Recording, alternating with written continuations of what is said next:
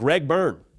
You know what they say about Twitter fingers and what they turn to? Greg Byrne said, we need to fight back here at Bama on the NIL front. To give you he put out a tweet, and it's a long tweet. It's one of those that you see replies to more than likely of, I'm not reading all that, I'm sorry that happened, or I'm happy for you.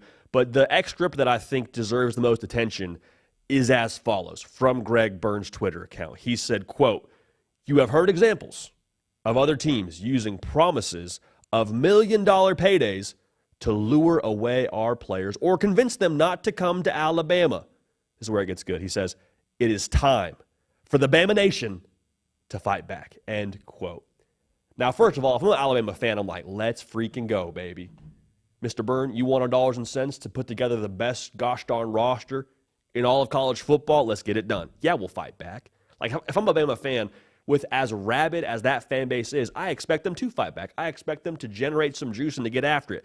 This is coming on the heels of a high-profile, almost transfer portal entry from five-star corner Jalen Mbakwe. There's rumors that other SEC schools are throwing some bags around to try to get him to jump in the portal and make him transfer. I'm assuming this is not coincidental that Greg Byrne, again, takes to the Twitter machine and then fires off this tweet, says, let's fight back. So, in a vacuum, let me say this. I get it.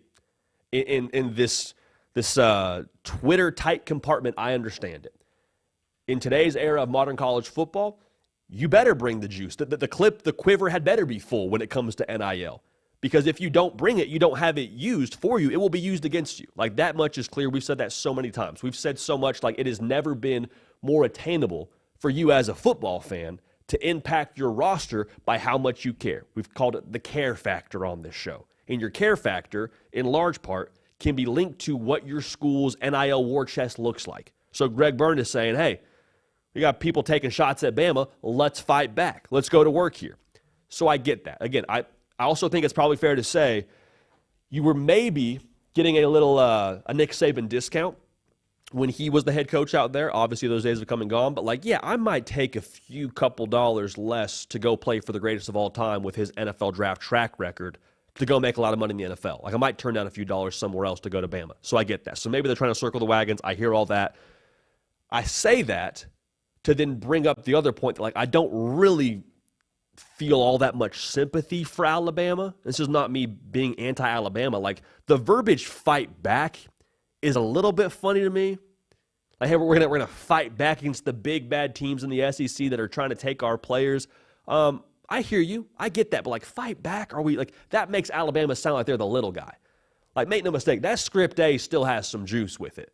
That crimson color red still has a certain amount of allure and shine to it. Like, talk about fighting back. How about Georgia State? How about they fight back? They can talk about fighting back. Postponing spring practice because your head coach takes a tight end's job in the SEC. You can talk about fighting back when you're one of those schools. Like, at the end of the day, this is still Alabama. This is still a team that, when you talk about Tier 1 blue bloods or, you know, the fixtures of what college football is right now, they're still in that discussion. I also wonder, are we even having this tweet hit send from Greg Byrne if they're in the college football playoff? If SMU goes for two, Clemson drives down the field, 56-yard field goal, it's no good. Clemson falls to SMU. Alabama backdoors their way into the college football playoff. Are we even having this discussion? I happen to think not. So I do think there's part of this linked to the Jalen Mbakwe situation that, again, Jalen Mbakwe ultimately ended up not entering the transfer portal, staying with Alabama.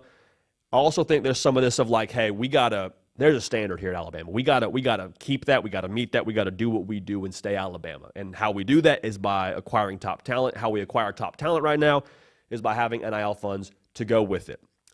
This is still Alabama. Like, champagne problems is probably the right verbiage to use here. The internal feeling that I think is possible, if you're not totally taking to what Greg Byrne is saying, one of the best ADs in all of America, if you're not saying, heck yeah, let's roll, you might be saying, we're asking for money? Us? Alabama? Like, the whole, the meme you see from Drewski on Twitter, me? Looking at me? That might be how you feel. And that's not inappropriate, but again, you're Alabama, you have a standard to meet. When you expect to live in the nicest neighborhood, guess what? It costs a little more. It costs a little more. Now, the external from Twitter is going to be, man, Alabama's begging for money. Look at them. Must be down bad. No, what I just said.